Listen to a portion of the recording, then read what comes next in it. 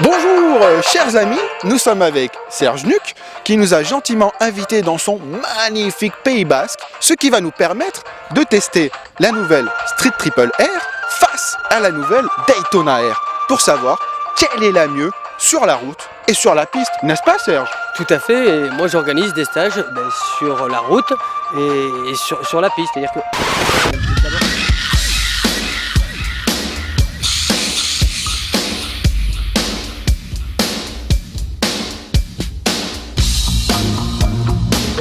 Mais que faites-vous là donc? Потому что я красавица, и ваши видео дерьмовые. Quoi? Hein? Bah, je suis là parce que je suis bonne et votre vidéo, c'est nul. Mais comment tu comptes la rendre plus intéressante cette vidéo?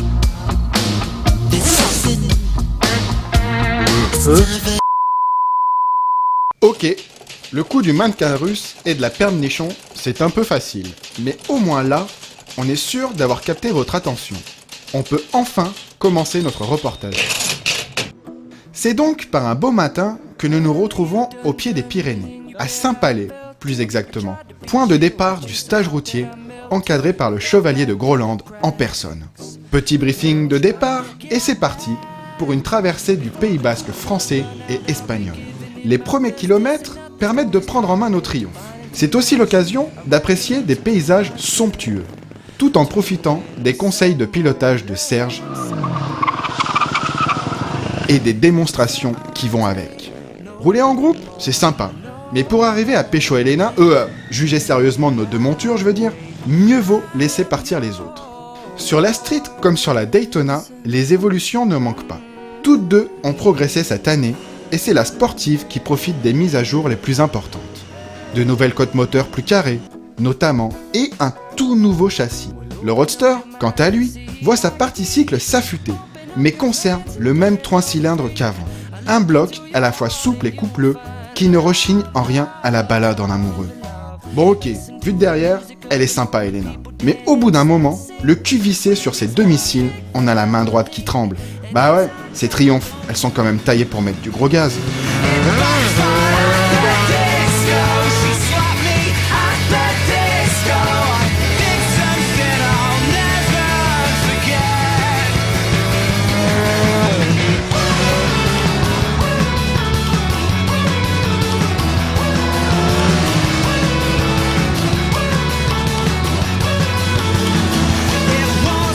Sur route, on pensait que la Street allait prendre facilement l'avantage. Position de conduite plus cool, guidon droit qui facilite la vie dans les virages serrés, et un équipement top niveau capable d'encaisser une conduite sportive.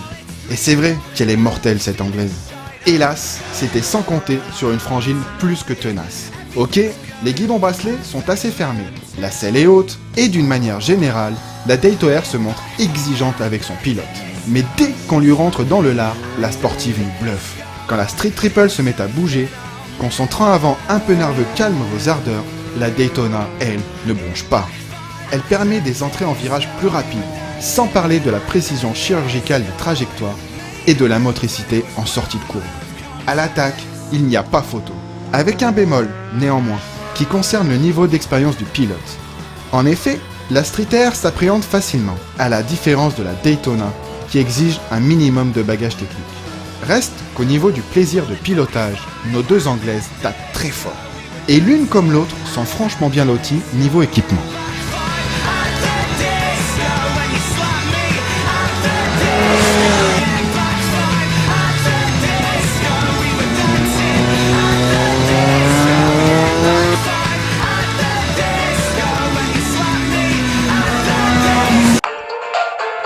Vos motos sont sales? Pas de soucis, on a ce qu'il faut.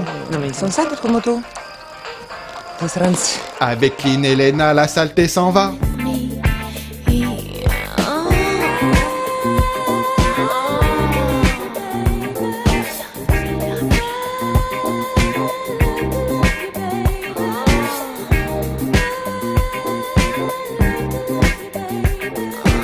Cette année, nos deux 675 se sont affinés. Un lifting global toujours plus agressif et un silencieux qui quittent l'arrière des motos pour venir se caler sous le moteur. Une modification qui allège énormément la ligne de la Street Triple et de la Daytona. La Daytona R change en profondeur. Я вам что, тут домработица, что ли? Quoi? Hein? О, Булю, а вот хото не твои, не буту. Mais conserve ses attributs dédiés à la performance. Quant à la Street Air, elle a perdu 6 kg et possède une nouvelle géométrie avec plus de poids répartis sur l'avant. On s'est pas compris. À poil. Sur la Street Triple, le moteur développe 106 chevaux, donc pas besoin de bridage. Les étriers sont des Nissin 4 pistons à fixation radiale et l'ABS est disponible en option pour seulement 200 €. Plus sexy. L'amortisseur arrière de marque Kayaba est entièrement réglable. Enfin, le tableau de bord a été relooké, mais possède toujours un shift light à diode. Sur la Daytona, il n'y a que du top matos. Disque de 310 mm de diamètre, avec étrier radio Brembo et fourche Öhlins. Un shifter qui permet de monter les rapports sans couper les gaz. Et un tableau de bord joliment décoré de carbone, mais dans le fond noir, offre une lisibilité franchement moyenne. Des équipements qui trouvent leur utilité sur route, mais qui restent avant tout pensés pour la piste. Ça tombe bien, demain, c'est circuit. Allez, au dodo, s'agit d'être en forme. Ouh, elle est rigide, elle est toute dure, la Daytona.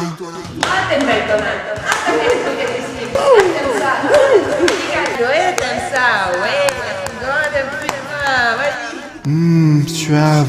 J'aime quand c'est suave. T'aimes bien les streets, pas trop radical, ou confortable, tout doux, comme toi. Ah, t'es tout doux. Oui, Après une nuit mouvementée, on se retrouve sur le magnifique circuit de Pau pour une journée entièrement dédiée à la piste. Une discipline qui va nous permettre d'exploiter au maximum le potentiel de nos deux Anglaises.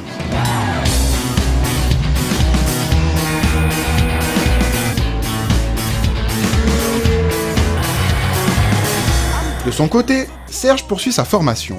Le vaillant personnage met en place plusieurs exercices, filme avec attention ses stagiaires, invente un débriefing complet en salle. Mais rien ne vaut les conseils en live, distillés calmement du bord de la piste. Sors, le genou, ouvre! Avec une impartialité digne du preux chevalier qu'il est. Ah, ça c'est bien ça. Ça c'est bien ça. Seul problème, il semblerait qu'un élément extérieur perturbe les apprentis écuyers. c'est chaud là.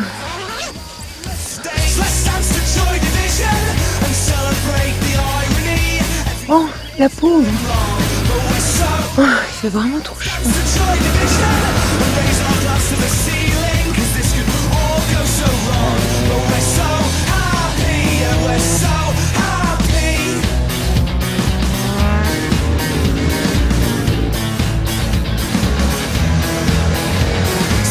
Légère, vive, maniable, la Street Air est mieux armée quand il s'agit d'improviser ou d'apprendre des trajectoires. Une fois le tracé en tête et que l'on commence à mettre du rythme, on reste impressionné par la rigueur de ce petit roadster. Au fil des tours, le freinage ne faiblit jamais. La partie cycle est homogène et le 3 cylindres, à défaut d'être explosif, offre de vaillantes montées en régime. C'est à l'attaque que l'on sent poindre les limites de la Street Triple. On évite de prendre les freins trop sèchement ou de les garder en virage, sous peine de donner du mouvement à la moto. Et même si l'on arrive à rouler vite à son guidon, dès qu'on passe sur la Daytona R, on pose les fesses dans une toute autre dimension. Rigide, hyper précise, la sportive est un pur concentré d'efficacité. Facile à placer en virage, elle rejoint le point de corde sans effort et permet d'accélérer très tôt sans jamais quitter sa trajectoire. En plein accel, le shifter est un pur régal. Et seul le bridage à 100 chevaux noircit le tableau. Car s'il ne se fait pas trop sentir sur route, il coupe la longe du 3 pattes sur piste et le rend peu démonstratif à haut régime. Alors ok, elle coûte presque 14 000 € quand la Street Air s'affiche à un peu moins de 9 000. Son utilisation est extrême sur route, pas du tout adaptée à la ville et mieux vaut oublier le duo. Mais quand on la place dans son champ d'utilisation, elle est hallucinante de précision, diablement efficace et tout simplement jouissive à piloter. S'il fallait choisir entre les deux, nous opterions sans hésiter pour la Daytona R.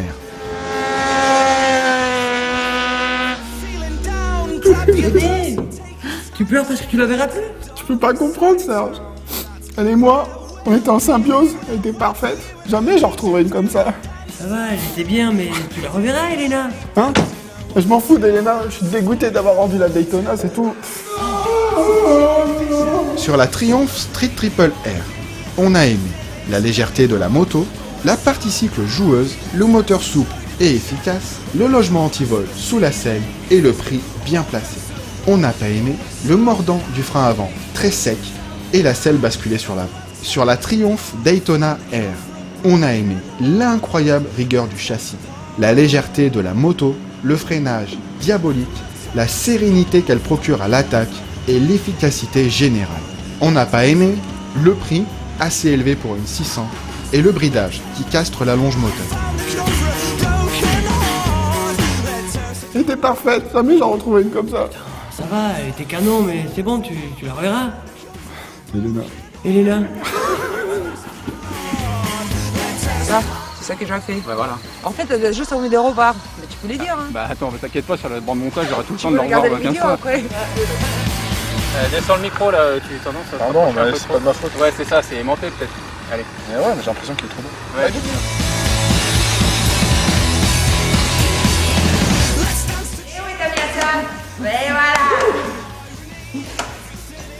Toi, je tombe. Bah non. Fais pas de bruit là, Serge. Tu peux enlever la boule là maintenant. Non, t'aimes bien ça d'accord. Plus sexy. Elena, je pique ton job.